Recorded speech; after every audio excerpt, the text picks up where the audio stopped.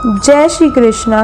कार्तिक मास महात्म्य का 8वां अध्याय श्रवण करते हैं। नारद जी ने कहा, अब मैं कार्तिक मास के व्रत का उद्यापन विस्तार से बताता हूँ, जो समस्त पापों को नष्ट करने वाला है।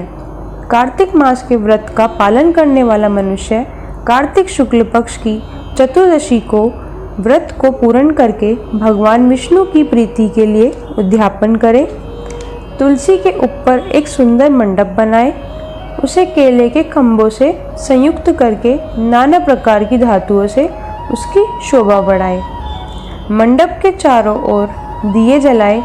उस मंडप में सुंदर वन दरबारों से सुशोभित 4 दरवाजे बनाए और उन्हें फूलों से तथा चमर से सजाए और चारों द्वारों पर मिट्टी के द्वारपाल बनाए और उनकी पूजा करें। उनके नाम इस प्रकार है: जय, विजय, चंड, प्रचंड, नंद, सुनंद, कुमुद और कुमुदाश। उन्हें चारों दरवाजों पर 2-2 के क्रम में स्थापित करें तथा उनका भक्ति भावना से पूजन करें। फिर तुलसी जी के पास 4 रंगों से सजाकर सर्वतो भद्र मंडल बनाए तथा इसके ऊपर पंचरत्न और नारियल रखकर एक सुंदर कलश स्थापित करें।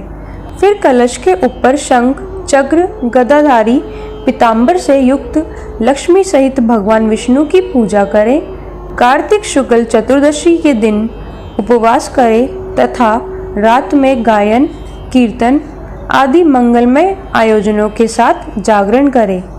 जो व्यक्ति भगवान विष्णु का जागरण करते समय भक्ति पूर्वक भगवान विष्णु के भजन गाते हैं, वे सैकड़ों जन्मों की पाप राशि से मुक्त हो जाते हैं। जो मनुष्य भगवान श्री विष्णु के सामने नृत्य करते हैं, उनके अनेक जन्मों के पाप नष्ट हो जाते हैं। जो भगवान के सम्मुख बैठकर कीर्तन करते हैं तथा पूरी भक्ति भावना से पूरी रात जागरण करते हैं, उन्हें करोड़ों तीर्थ करने का फल मिलता है। इसके बाद कार्तिक पूर्णमासी में ब्राह्मण जोड़े को निमंत्रण करें।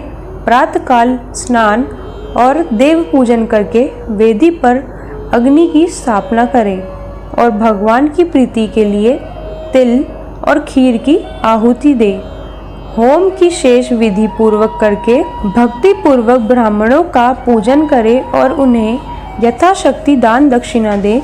फिर उन्हें नमस्कार करें, जिसके करने से अक्षय फल मिलता है। फिर विधि पूर्वक कपिला गौ का पूजन करें। फिर उनसे क्षमा प्रार्थना करें। आप सबकी अनुकंपा से मुझ पर भगवान सदैव प्रसन्न रहें। इस व्रत को करने से मेरे 7 जन्मों के पाप मुक्त हो जाएं और मेरी संतान चिरंजीवी हो। कार्तिक मास की पूजा के द्वारा मेरी सभी मनोकामना पूरी हो।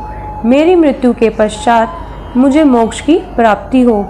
ऐसे उन ब्राह्मणों से क्षमा मांगकर उन्हें प्रसन्न कर पूजन की सामग्री तथा गौ के साथ ब्राह्मणों को निवेदन करें। फिर अपने मित्रों, घर वालों के साथ भोजन करें।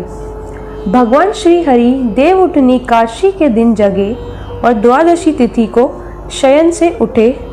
त्रयोदशी तिथि को देवताओं से मिले और चतुर्दशी को सभी ने उनका दर्शन एवं पूजन किया।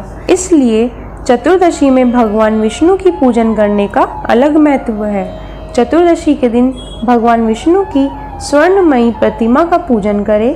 कार्तिक पूर्णिमा को पुष्कर तीर्थ की यात्रा सर्वश्रेष्ठ मानी गई है। जो मनुष्य इस प्रकार कार्तिक मास के व्रत का पालन करते हैं, वे धन एवं पूजनीय हैं। उन्हें उत्तम फल की प्राप्ति होती है।